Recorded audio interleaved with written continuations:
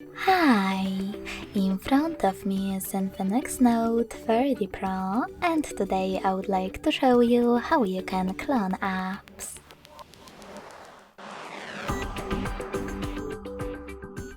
Begin by going into Devices Settings and scrolling all the way down to access Special Function. Now you need to click on Xclone and tap on the gray sweater next to one of your apps that you wish to clone, like Facebook.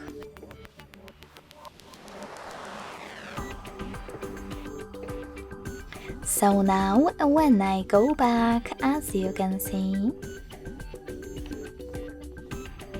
my Facebook app was successfully cloned. In order to delete this clone, go back to the same settings and click on now green icon next to your app. Lastly, confirm your choice in the pop-up. Thanks so much for watching. If you enjoyed this video, don't forget to leave a like, comment and subscribe. Bye!